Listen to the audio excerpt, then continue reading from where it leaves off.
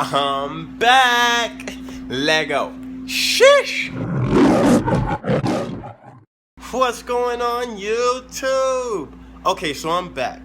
And I know you guys have questions, and I have so many answers, but let's get straight into it. So, yeah, recently I've been taking a break from social media. Despite that, I don't really have that many platforms of social media. Don't have an Instagram, got rid of that. And quite frankly, the fact that I just reactivated my Twitter account, which is right there, go follow it, and the Snapchat account, right there.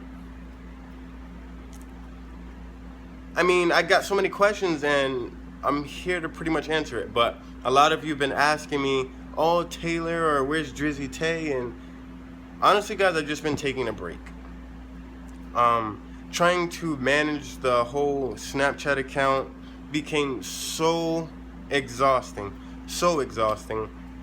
I was finding every day to be difficult, not just physically in demand, but mentally as well too. I felt like I was running out of creative ideas, and I just needed to take time to gather my thoughts, collect some kind of data and some kind of material for you guys to where it could be original, and then you guys would still be entertained and not get tired of me. But yeah, definitely. I want to take First of all, I definitely want to take the time to all my dreamers for all the support. The fact that you guys made the movement dream. As everyone knows, it's an acronym that I created a little over 2.5 years ago that stands for Do Right Even After Mistakes. Um, you guys, it means so much to me. The fact that that we now have 22,000 people in that movement, and that's incredible. I love you guys so much. You guys have no idea. When creating it, it's just something that I wanted to, I dreamed of being as big as it is now. But in 2.5 years, we're looking at 22,000 people who are just in it, who are just supporting the whole dream movement. And I love you guys more than you could ever imagine. You guys are awesome. And if there wasn't you guys, there definitely wouldn't be a Drizzy Tay or Taylor. And I love you guys so much for that. So much. So shout out to all my dreamers, and remember, we're gonna make every day better than yesterday and a memory for tomorrow. For sure. And do right even after mistakes. Sorry. But I just had to thank all my dreamers. Okay, but getting back into it. It just became so exhausting. I was getting out of bed and I didn't really have the energy to do anything. I wasn't going to the gym, I wasn't eating properly. I was running out of material, or not necessarily material, but just I didn't feel creative. And I felt like if I can't give 110% to you guys, then I shouldn't put anything into the Snapchat vlogs at all, because that's like my second home. You guys are like my second family, and I love you guys more than anything. And if I can't give you guys my all, then quite frankly, I don't think I deserve to give you guys anything.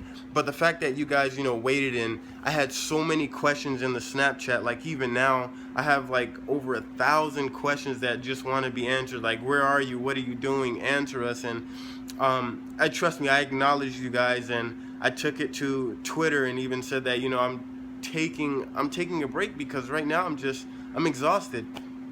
I really am. And but it feels more than great to be back and to talk to you guys and just vibe with you guys. But you guys wanted me to come back with a bang, and you wanted me to answer questions, so I got you. One of the biggest questions that I got recently, and I just seen it throughout the Snapchats. I just seen it out through all my Snapchats, and you guys were saying, answer it, or like, are you taken, are you single, or what is your relationship status? Like, hey, you talk about relationship in your Snapchat vlogs all the time. Why don't you help us out? So that's what I'm gonna do. The biggest question that I got amongst the thousands and thousands of questions that were in my Snapchat was how to let go. And I think that's really, really something that a lot of us have a hard time doing, because especially if you put time and effort into it and it's been a while, it's really hard to let go of something that when you've created a foundation, you've built up to, pretty much like your dream mansion, and then it just all comes crashing down. So I think that's something really big, and I'm going to use my personal experience to help you guys. Everybody knows that I was crazy about this one girl a couple of years ago, and she was everything I ever wanted in life. I spent time with her. We went to school together. We pretty much worked together. We did everything together. Even when I was vining, we vined together and all of that. Well, like around a year and a half ago, we separated, and my world just came crashing down. You guys saw it on Snapchat. I was depressed. I was sad. I cried almost like every single day. I wasn't productive. Even it just felt like I was in, you know, the worst spot ever. It was definitely the worst time of my life. I'd never imagined being so down and out. I never thought in a million years that it would happen to me, or at least I would feel like that. But then finally, as time passed, I got to a point to where it was like, I need to smile again. All my dreamers who I love so much, you guys supported me through that whole era and that whole time, that whole phase that I was going through. And it was a while. I think it was like 6 or 7 months to where I was just completely like, you know? It was hard. It was really hard, but I'm going to share some of the tips that I used to help you guys get through and how I eventually learned to let go. Okay, the number one thing that I did was stay productive. Sounds so simple, but definitely one of the hardest things to do. When you're going through something like that, your mind is always wondering about what is that person doing, what is he doing, or what is she doing, and things like that. I found it easier to eliminate all my social media during that time. The only thing I did keep in contact was with Snapchat. I kept that, but that was because I had so many supporters and so many people who loved me. I just wanted to share the trials and tribulation that I was going through with you guys, the best people in the world, obviously. But definitely the best thing you have to do, and the number one thing that I did, was stay productive. I eliminated all my social media. I didn't have Instagram, so that was pretty much easy to get rid of.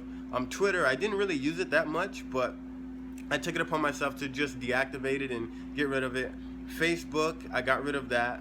And pretty much anything that would kind of lead me to like searching her up, or even try to gather a visual image of what she was doing, I pretty much eliminated that so I wouldn't hurt myself even more. And that gave me time to stay productive in the outside world, such as, working out, going to the gym. I definitely grabbed the gym membership and I went straight to the gym, and that's how I handled all my problems. Playing a sport, going out for long walks, or even, dinners or movies with friends and things like that. Whatever it is that I had to do to keep my mind off of her and, not being with her and being separated, I definitely used to my advantage. It could be anything simple, from video games to arts and crafts, to shopping, anything like that. And that's pretty much what I did. I used it all, guys. And it was tough, but staying productive is definitely what you have to do. Number two.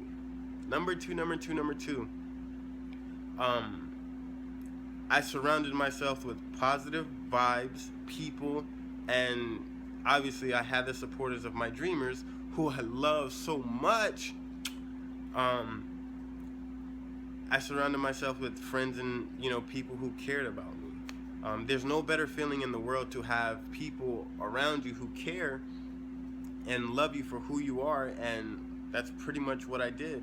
I surrounded myself with so many friends and so many people, and I kept it to myself, and it was just something that I loved to do, so I definitely did that, and I took advantage of it. Yeah, that's pretty much how that went. And the biggest one, I think, coming after number one, I think the biggest thing ever, guys, and I know it sounds so I guess contradictory to like 1 and 2, but the best way to get over it is you have to deal with it. You have to deal with the pain, and it's cry. I know it sounds kind of contradictory to, staying productive and surrounding people and eliminate the social media and all that, but honestly, you have to get rid of the pain. You have to cry. You have to do what it takes, and that's pretty much how I eventually got over it. And with time, the pain started to ease. It didn't really hurt as much, and I know, like I said, it sounds contradictory, but it's definitely going to help. You have to. Pain is temporary, guys. It's weakness leaving the body. That's it. That's it. You have to go through that or put yourself through that in order to become stronger. It's kind of like a bone. There's something called microfractures. You chip at a bone, especially your shin.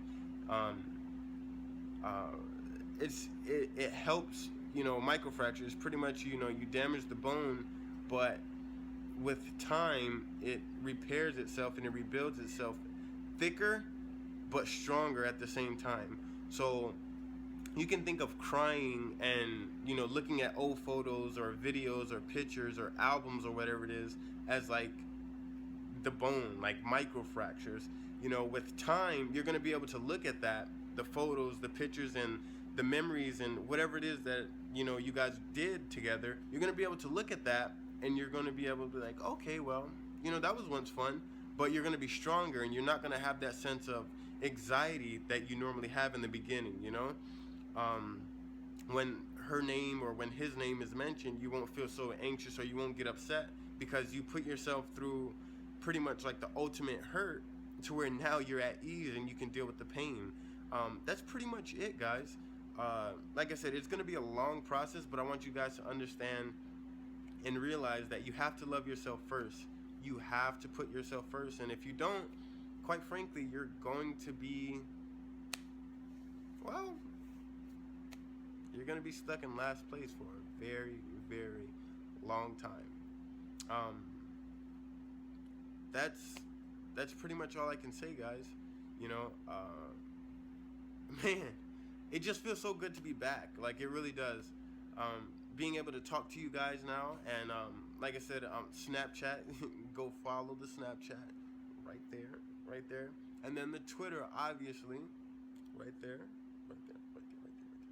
You can go follow that, and just keep in contact with me. Like I said, is posting daily Snapchat vlogs, and there's always something new, and it's always something creative. And sometimes, like I said, I even just do live Snapchats to where I just vent out to you, or you can vent out to me, and we build together. Because at the end of the day, I love all my dreamers, and if it wasn't for you guys, there definitely wouldn't be a Drizzy Tay. And I think, I can't thank you guys for all the support enough. I mean, 22,000 dreamers, and that's way more than I ever imagined 2.5 years ago. I love you guys so much, and I want you guys to remember to dream big but live bigger. The bigger you dream, the bigger you live. And don't forget to let that inner beast out, because at the end of the day, we all have that inner beast, and he's just waiting to be let out.